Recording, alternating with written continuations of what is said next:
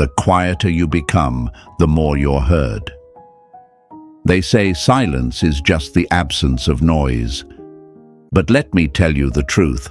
Silence, when mastered, is the loudest force in the universe. When you stop talking, when you stop chasing, when you stop feeding the chaos with your energy, that's when you get on their mind, instantly, not later, not someday, right now. You don't have to beg, prove, or explain yourself anymore. Your stillness is your signal. Your absence becomes their ache. And if you're ready to step into that energy, to become a magnet instead of a messenger, then stay with me, my friends, because this one's going to shift something deep inside you. Hey folks, imagine this. You're standing in the middle of a silent field. No noise, no movement, just still air. Suddenly, the wind changes direction, not because you chased it, but because you stood still. That's energy alignment. That's what happens when your soul stops running after people who don't even know why they're running. You don't need to chase after someone to be remembered. You don't need to scream to be heard. You just need to become so centered, so calm, so damn magnetic that your silence feels like thunder in their mind.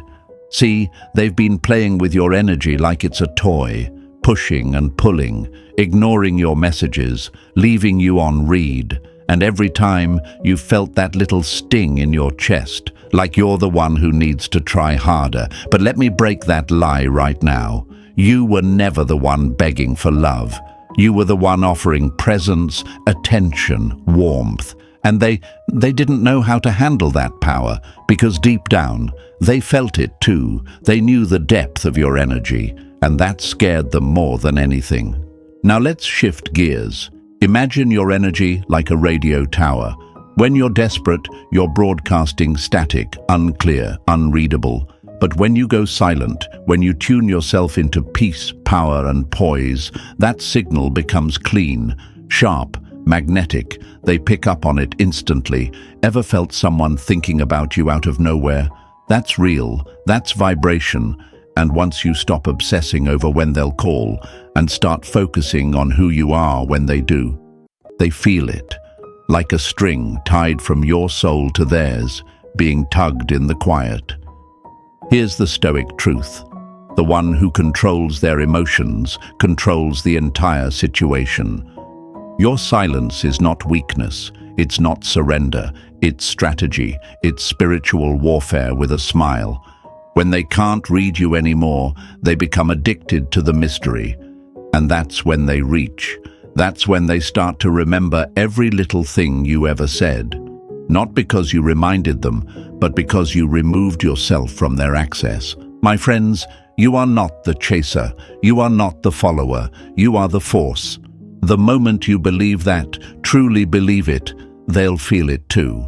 It won't be long before that phone buzzes, that name pops up, that door reopens.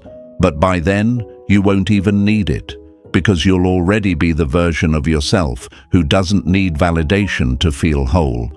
So take this energy, take this fire, and say it with me right now. I am the magnet. Drop it in the comments below. Let the universe see it. Let them feel it. Say it like a vow. And while you're at it, don't forget to hit like, smash that subscribe, and stay with me. We're just getting started. Number 1, the power of withdrawal creates the pull. Sometimes the most powerful thing you can say is nothing at all.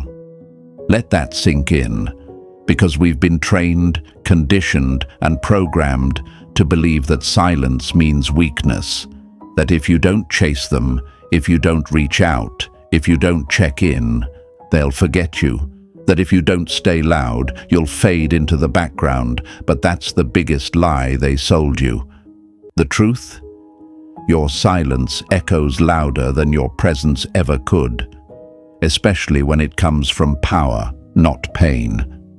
Imagine this. You're a blazing fire in the middle of a cold desert night. You burn steady, you burn warm, and they come close to feel your heat. But the moment you start running after them, trying to warm them where they are, what happens? You flicker, you lose heat, you weaken. That's what happens every time you chase someone who's drifting. You dim your own flame. But when you stand still, tall and powerful, they return to the warmth. Because deep down, they know where the real fire is. And I get it. You wonder, but what if they forget me? What if they move on? What if my silence makes it worse? Those questions are rooted in fear. Fear of being replaced, fear of being abandoned, fear of being erased. But that fear is not coming from truth. It's coming from an old version of you, the version that thought your worth was tied to how often you were contacted. But my friend, you are not a memory they'll forget. You are a presence they'll feel the second your energy shifts. You don't need to do anything wild or manipulative. You don't need to send cryptic texts or play childish games. What you need to do is pull your energy back, completely. No crumbs, no checking their stories, no wondering what they're doing. Because when your energy detaches, not in anger, but in clarity, they feel it like a vacuum. They feel the pull. Why? Because you've always been the source. You were the one who reached out, who cared, who held space. And now you've taken it all back. That silence, it becomes pressure, and pressure builds until it bursts.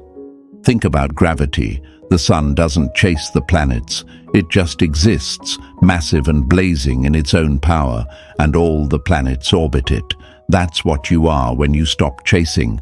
You become the center of gravity, and the person who once took you for granted, they start to spin around your memory, wondering, regretting, questioning. Why are they so quiet? Why haven't I heard from them? Did they stop caring? It's not the silence that hurts them. It's what the silence says. But here's why it's hard. Here's why people fold. Because silence is uncomfortable. It's like standing in front of a mirror and seeing yourself without distractions. It forces you to confront your feelings. And when you're used to pouring energy outward, checking the phone, reading the signs, overthinking their last words, suddenly stopping feels like you've lost control. But in truth, this is where you gain it. Because when you stop trying to control them, you finally gain control over you. The first few days will be rough. You'll feel like reaching out. You'll think of breaking the silence with a "just checking in" message. You'll want to post something that gets their attention. But if you hold the line, if you sit with that urge and say, "No, I choose me now," you'll feel something deeper rise inside of you. That's your power. That's your presence coming back home. And guess what? They'll feel it. Maybe not in a way they can explain. But one day, out of nowhere, your name will pop into their mind. A wave of nostalgia, a strange dream, a sudden urge to scroll through old messages. And they'll wonder, why am I thinking about them so much? It's because your energy shifted, and that shift sends out a signal. You don't need to scream to be remembered. You don't need to beg to be seen. Your presence is not something they can delete. It lingers, especially when you go silent, especially when you reclaim your power. That's when they start to crumble in their own thoughts. So right now, I challenge you not to react, not to reach out, but to retreat. In strength, pull your energy back like a tide. Let them feel the absence of your waves. Let them sit in the quiet you once filled with warmth. Let them taste the space where your voice used to be, because that space will echo, and in that echo, you will return to their mind, not as someone desperate, but as someone unforgettable.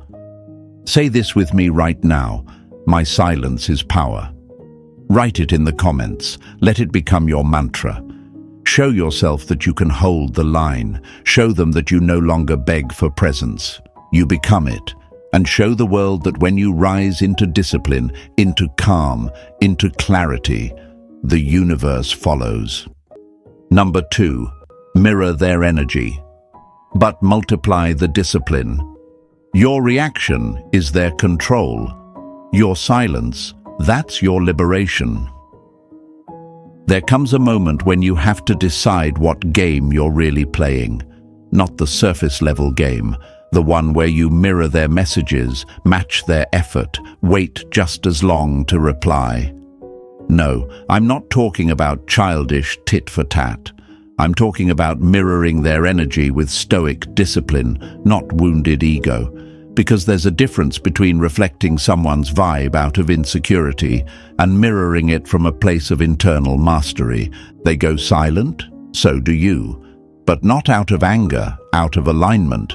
They pull back, you don't panic. You pull in, you focus, you grow, you become quieter, but sharper, calmer, but more commanding. Because the person who has emotional control in a dynamic doesn't just mirror, they multiply. And when you multiply discipline in the face of inconsistency, you become unforgettable. Let's make this real. Imagine someone throws a rock into a perfectly still lake. The ripples it creates are temporary, but the stillness of the water before the splash, that's power, that's you. You don't react to every little movement, every mood swing, every ignored message. You observe, and then you decide if it's worth your energy. That's the new standard. Because discipline isn't just about control, it's about dignity. And when you move from dignity, you change the entire tone of the interaction. Now here's where the lie gets exposed.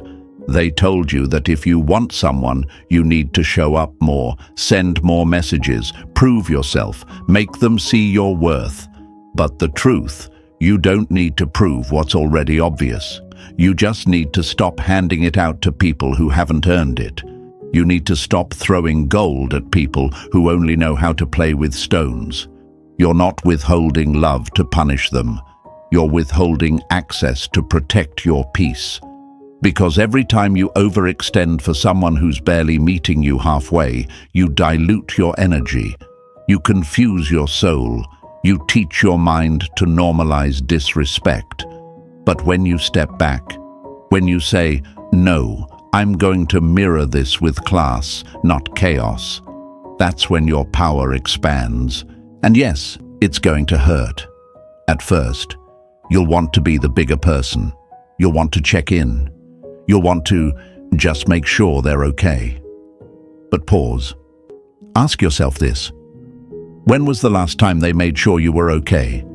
When was the last time they matched your depth with their own? When was the last time you felt chosen without having to hustle for it? What you're doing now is not being cold. It's being clear, crystal clear. You're no longer willing to carry conversations, to fill silences with anxiety, to chase shadows. You are no longer going to overplay your part in a story that's not being written with both hands.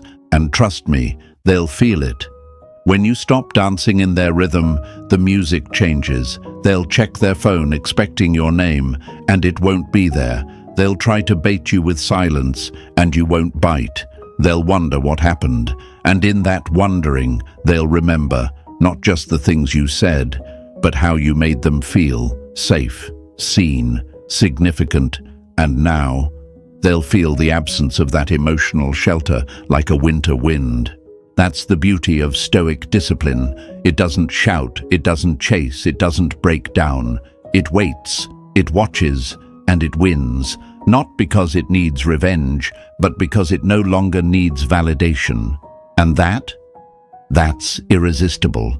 You don't need to post stories to trigger them. You don't need to craft some genius reply to show your worth. You just need to mirror what they've shown you, but do it with more calm, more grace, and more silence than they ever expected. Because nothing confuses a manipulator more than someone who doesn't flinch. You've got to stop reacting like a wound and start responding like a weapon. Not of destruction, but of protection. Your silence is your sword. Your stillness is your shield. You're not here to play power games. You are the power. And here's the truth, this isn't just about them anymore. This is about what you are becoming in this process. You're becoming someone who no longer seeks comfort in crumbs, someone who no longer needs external confirmation to know their worth, someone who can feel every urge to reach out and still choose restraint. That's not weakness, that's warrior-level self-mastery. So next time they pull back, you don't collapse, you don't chase, you breathe, you watch, you let the silence stretch like a rubber band. Because guess what? They're the one who's going to snap first. And when they do, they'll come back not to the version of you they used to manipulate, but to the version they now fear losing for good. Repeat this with me right now. I mirror with mastery.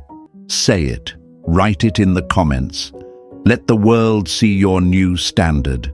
Let yourself feel what it's like to finally hold the line, to stop flinching, to move with the calm of someone who knows that what's meant for them will never need to be chased. No more matching their confusion, only matching their energy and raising it with clarity. You're not reactive anymore. You're reflective. And your reflection, my friend, is shining so brightly right now. It's going to burn in their memory far longer than your messages ever did. Stay with me. What comes next will take that discipline and turn it into attraction. You're no longer the seeker, you're the standard. Number 3, you're not waiting. You're resetting the balance. He who masters patience masters power. Let's get something straight, right here, right now. You're not waiting for them. You're not sitting in silence because you're weak or heartbroken or lost. You're sitting in silence because you've outgrown the noise. You've stepped away to reset the scale they kept tipping. You're not frozen, you're rebalancing. And that, my friend, is a move most people will never understand until it's too late. They think you're waiting because you're quiet. They think your stillness means you're stuck, but you're not stuck. You're still on purpose, like a lion watching the field, not because it's afraid, but because it knows exactly when to pounce and when to pause. Stillness is not delay, it's discipline. You're not doing nothing. You're doing everything that matters. Recharging, resetting, remembering who you were before they distracted you with their inconsistency. And this is where it breaks people, because they don't see what's happening beneath the silence. They assume if they're not hearing from you, you're sitting in the corner wondering, worrying, hoping. But no, you're rebuilding, you're recentering, you're unplugging from the chaos they caused and plugging back into your own frequency. That's what resetting the balance looks like. Not begging, not waiting by the phone, but silently reclaiming what was always yours, your energy, your focus, your power. Think about a scale. When someone keeps taking without giving, the balance tips. When you overtext, overgive, overworry, and they underrespond, undercare, undershow up, what happens? The weight shifts entirely to your side, and you start to feel heavy, drained, confused. But when you stop, when you remove yourself, the scale starts to level again, slowly, steadily, and eventually they start to feel that weight too. Because here's the truth they won't say out loud. They noticed the second you stopped trying, not just with your words, but with your energy. They felt the shift. Maybe they didn't show it, maybe they're still pretending they're fine. But silence creates reflection, and while they were out there thinking you'd stay on standby forever, you were doing something dangerous. You were healing, you were detaching, you were upgrading your standard without announcing it. This isn't about revenge. This isn't about making them miss you. This is about making yourself whole again. And in that process, something wild happens. Your value increases, not just in their eyes, but in your own. You start seeing yourself not as the one left behind, but as the one who walked away from imbalance. That's where confidence is born, not from their return, but from your reset. It's funny, isn't it, how they treated your consistency like it was guaranteed, how they got used to you checking in, used to you forgiving, explaining, being available. And now that you've paused the pattern, the silence is screaming. But here's the beauty. You're no longer hoping they'll hear it. You're listening to something louder, the voice inside that says, I deserve balance, I deserve effort, I deserve peace. And yes, there will be moments of weakness, nights where the silence feels too sharp, days where you'll want to send a "just thinking of you" message. But that's just residue, emotional leftovers from a version of you that was addicted to crumbs. You're not that person anymore. You don't feed off scraps. You sit at the table you built, with or without them. There's a quote I live by. What you allow is what will continue. If you allow imbalance, you'll keep attracting it. If you allow emotional crumbs, you'll stay hungry. But if you draw the line, if you reset the equation, you shift the entire dynamic. You teach people how to treat you by what you tolerate. And when you stop tolerating inconsistency, watch how fast people adjust or exit. You're not waiting, you're elevating. And when they do finally feel the silence enough to come back, they won't be returning to the version of you who needed them. They'll be returning to the version of you who chose peace over panic, growth over games, stillness over scrambling. They might not recognize you at first. They might say you've changed. And you know what? You have. You've become the kind of person who doesn't chase energy that's unsure, who doesn't beg for clarity, who doesn't lower themselves just to keep someone else comfortable. And that version of you, that version doesn't wait. That version builds, heals, resets, and thrives. Say it with me now and drop it in the comments like a vow. I am resetting the balance. Let it anchor you every time your mind wants to spiral.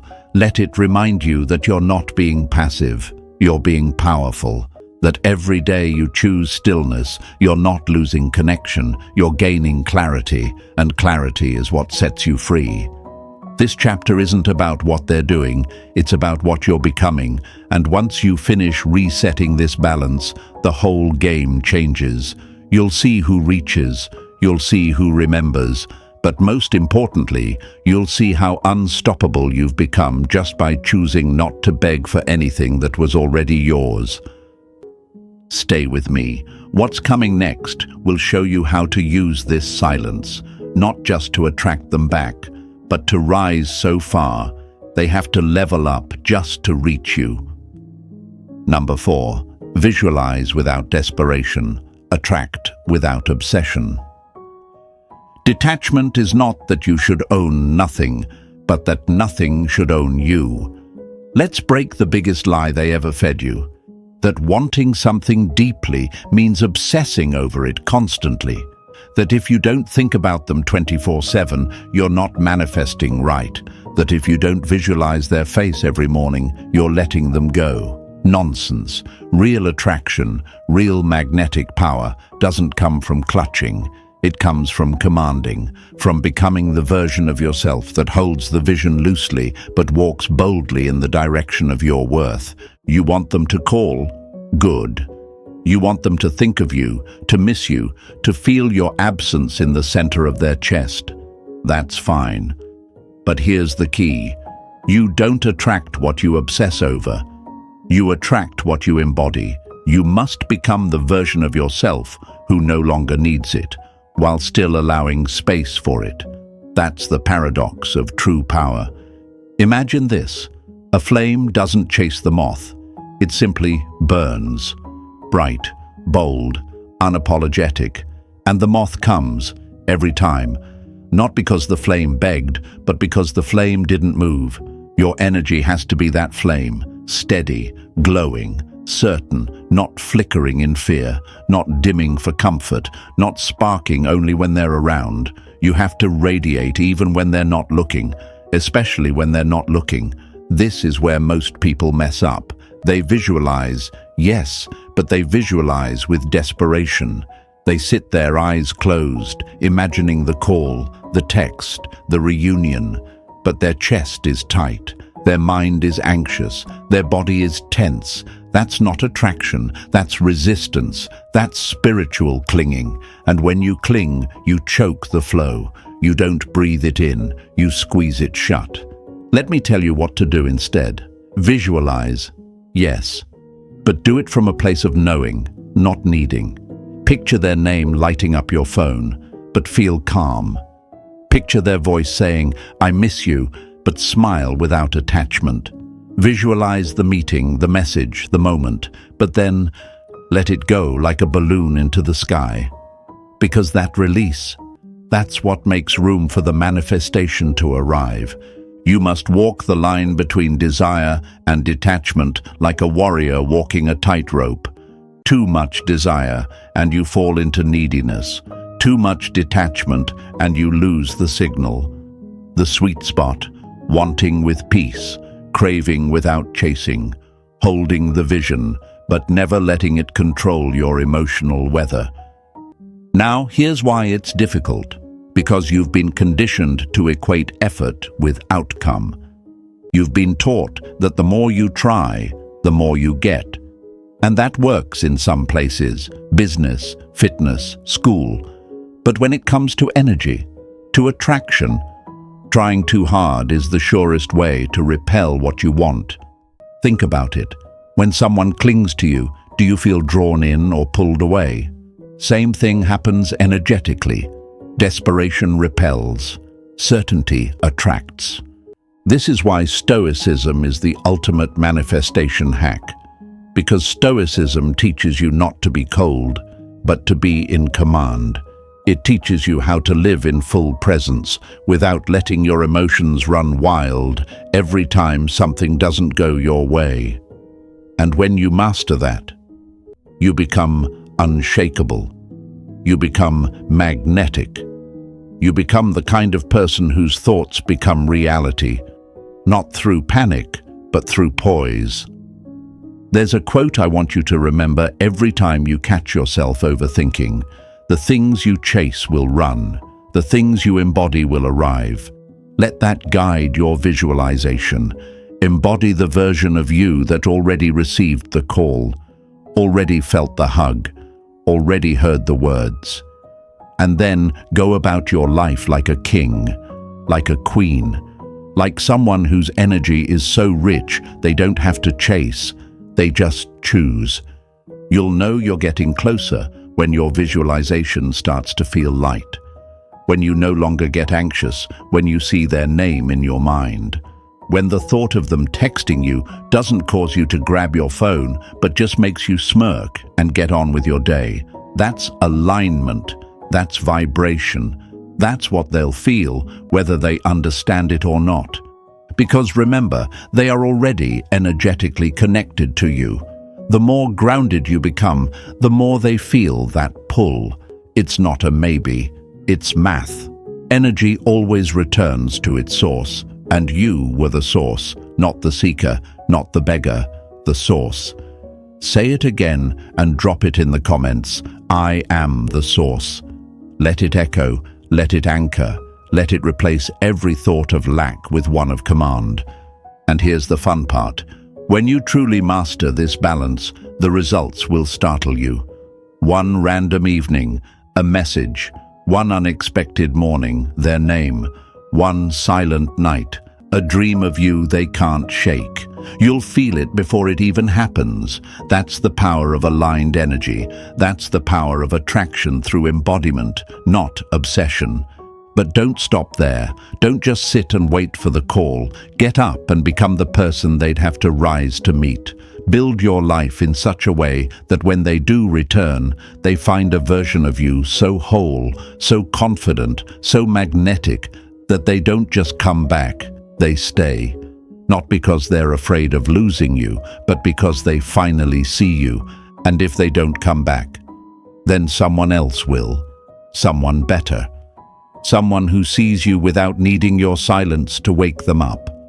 Because when you attract without obsession, when you visualize without emotional chaos, you stop settling for crumbs. You start expecting a feast, and you get one. Always.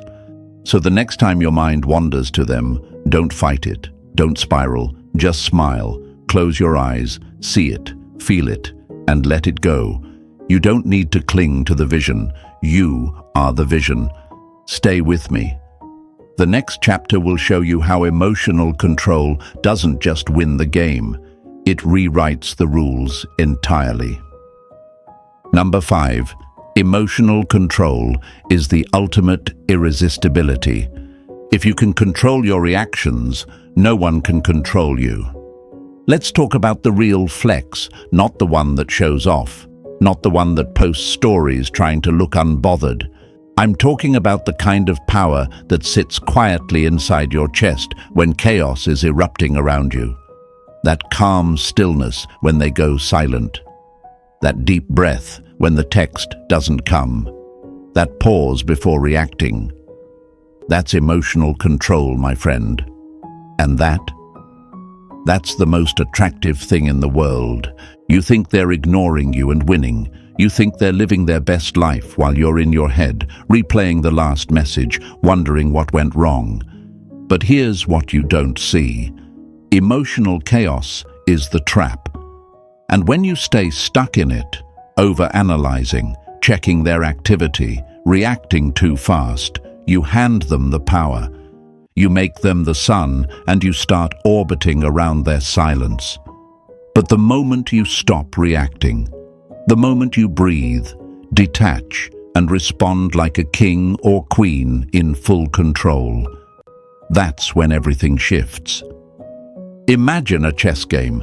The player who reacts impulsively, moves too fast, gets too emotional, acts out of fear, loses every time. But the one who watches, who studies, who waits, that's the one who traps the king. That's you now. You're not out here playing checkers while they play with your head. You're playing chess with your life. And you're calm. That's your checkmate. And yes, it's hard. When they ghost you, when they breadcrumb you, when they come close just to pull away again. You want to say something. You want to call it out. You want to demand answers. But ask yourself this. What's more powerful, asking for closure or becoming it? When you no longer need their words to move forward, you free yourself from the entire loop. You're no longer hooked on what they do. You're focused on who you are becoming. See, emotional control doesn't mean you stop caring. It means you start choosing what gets your energy. It means you know exactly what deserves your reaction and what doesn't. That delayed text doesn't deserve your panic. That dry reply doesn't deserve your spiral. That silence doesn't deserve your self-worth unraveling. You don't match energy anymore. You master it. And when they can't get a rise out of you, when they can't figure out whether you're still waiting or completely moved on, that's when you get on their mind. Not because you chased them, but because your silence told a story their ego didn't expect. They're used to people reacting, crying, pleading, explaining. They're used to control through emotional confusion. But you're becoming a fortress, still, steady, untouchable. And that stability, it's rare. It's magnetic. It's the kind of presence that lingers in someone's mind long after the noise fades. There's a reason the Stoics were known for their strength, not because they didn't feel, but because they refused to be owned by their feelings. And that's you now. You're allowed to be hurt. You're allowed to miss them. You're allowed to wish things had gone differently. But what you're not allowed to do anymore is betray your own peace for the sake of someone who's not showing up. And here's the wild part. They feel it when you stop reacting. At first, they think you're just being quiet. But then the silence stretches. The anxiety builds. The control they thought they had starts slipping. And now they're the one overthinking, checking, wondering, because your calm is confusing, your calm is unfamiliar, your calm is haunting. Think about that. You used to pour out emotion, trying to make them see your worth. But now, you've gone quiet, not out of defeat, but out of discipline. And that discipline is a mirror. one they have to face every time they try to figure out why the energy feels different, why your name still floats through their thoughts, why they can't shake the feeling that they lost something they didn't know how to handle. You want to be irresistible. Stop reacting. Start responding. Better yet, start rising. Let them feel the silence of someone who is no longer emotionally dependent.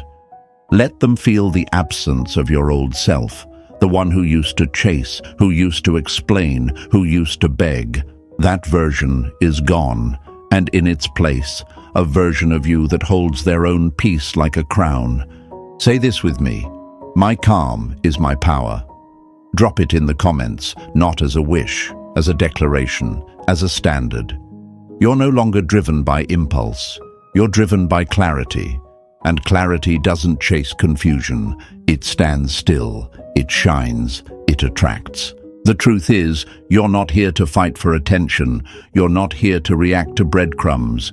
You're here to command presence through emotional mastery, to build a life so full, so rich, so steady, that anyone who wants to come back has to meet you at your new level, and if they can't, then let the silence be their reminder of what they lost.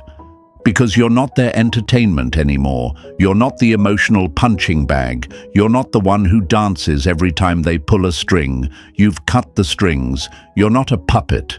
You're the whole damn stage. Stay with me. What's coming next is going to show you how silence, when used right, becomes your loudest move. Number 6. They think about you when you stop proving yourself. The moment you stop trying to be remembered is the moment they can't forget you. You spent so long trying to prove your worth, sending that long text, posting that quote, showing up even when they didn't, making it clear you cared, you were there, you were real, and yet they didn't see it. Or maybe they saw it, but they got too comfortable, too used to your presence, too numb to the gift of your consistency. But let me tell you what happens when you finally stop. When you pull your energy back, not in anger, not in some petty revenge game, but because you finally realize that your value was never in how loud you loved, but in how silent you could walk away. That's when you haunt them. Because nothing sticks in the human mind like what used to be familiar, suddenly going quiet. They expected the good morning texts, the "Are you okay?" messages, the story views, the little check-ins, the digital love notes, the unconditional presence. It became part of their routine, even if they didn't say it, even if they acted like they didn't need it. But the second you stopped proving, the second you stopped trying to remind them who you were, that's when the echoes started. Not in your mind, in theirs. And it's subtle at first. You're not there anymore, but your absence is. A memory triggers, a song, a scent, a moment of stillness. And suddenly, your name floats back into their thoughts, uninvited. Not because you forced it, but because you finally stopped chasing it. Here's the hard truth. People don't remember the one who tried too hard. They remember the one who left the room without slamming the door.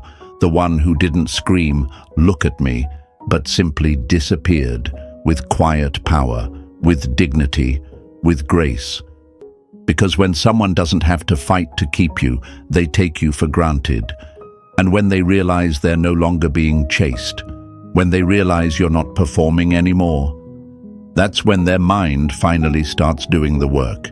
It's like an artist who's always had the light on them. People don't appreciate the glow until it's gone. You were the light, my friend, but now you've switched it off, and in the darkness, they're finally starting to notice what they had, what they dismissed, what they assumed would always be there. Now they're squinting into the silence, trying to piece together how you slipped through the cracks they didn't even know existed. And here's the most beautiful part. You're not waiting for them to notice. You're not watching their story views. You're not baiting them with cryptic posts. You're not proving anymore. You're moving, quietly, powerfully, forward, because you've realized the most magnetic thing you can do is not care whether or not they get it. That's real freedom. People say, "But won't they forget me if I don't remind them?" And I say, "Do you forget gravity when you stop thinking about it?" No, because it's part of your reality. And when you've truly impacted someone, not with pressure, but with presence, you don't need to be loud to be remembered. Your silence does the talking. Your growth does the speaking. Your absence fills more space than your words ever did. And yeah, they might not show it right away. People have egos, pride, delay tactics. They might stay quiet a little longer just to save face. But deep down, that silence is stretching them. Every day you don't reach out is another day they have to sit with the idea that maybe, just maybe, they lost something rare. Not because it disappeared, but because it stopped proving itself. You were their safety net, and now it's gone. You were their mirror, and now they can't see themselves the same. That's the curse of realizing someone else made you feel whole. And once that person stops performing, you start questioning everything, not them, yourself. And believe me, they're questioning. It might come out as denial, as anger, as distraction, but the questions are there. Why did they stop reaching out? Why does their silence feel heavier than most people's attention? Why do I miss someone I barely acknowledged when I had them? That's the weight of truth. That's the weight of quiet value. And you've finally stepped into your own peace, not just pretending to be unbothered, but actually detaching from the need to be understood. You no longer have to explain yourself. Your presence used to be a gift, not a campaign. And now you've taken the gift back and you're giving it to yourself. That's the shift. That's when you go from being the one who seeks approval to the one who attracts respect. You've stopped fighting to be seen, and in doing so, you've become unforgettable, because now they don't have access to your energy. And nothing is more attractive than something that used to be free, now gated by standards. Say this out loud: I don't need to prove myself. Write it in the comments. Let it hit your system like a reset. Let it echo through every part of you that used to beg, used to chase, used to exhaust itself just trying to matter. You don't need to perform. You don't need to justify your presence. You don't need to remind them who you are. They'll remember. Trust me, maybe not today, maybe not this week, but the moment they find themselves craving what you used to give so freely and realizing they can't get it anymore, that's when they'll remember. Not because you forced them, but because you finally walked away from the stage they never deserved to watch you perform on. And when they come back, let them meet the version of you that no longer performs, no longer proves, no longer pleads. Let them meet the version of you that simply is, whole, strong, complete. And if they can't rise to that level, let your silence be the final performance they never forget. Stay with me. What's next will show you how to use your energy so intentionally, so powerfully, that even your presence becomes their privilege. Number 7. This already happened. Feel it, then let go. What you desire is already yours. It's only your doubt that stands in the way.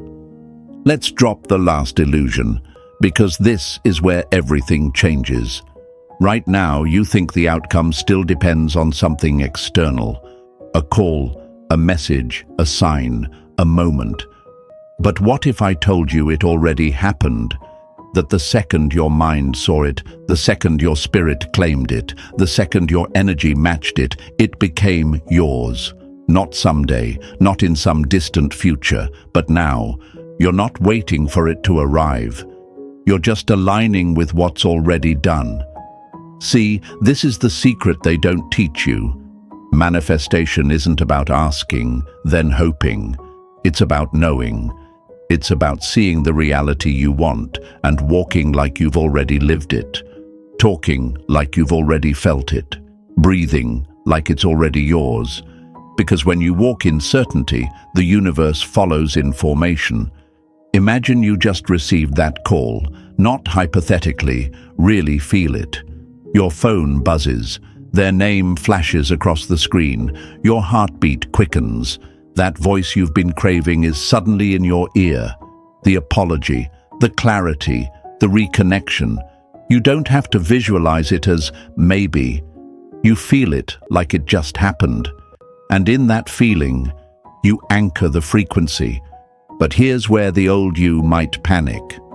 But it hasn't actually happened. That's the trap. That's the voice that pulls you back into needing proof, needing evidence, needing something to show for your belief. But hear this loud. The moment you seek proof, you tell the universe you don't trust. And when you don't trust, you break the flow. So instead, let go.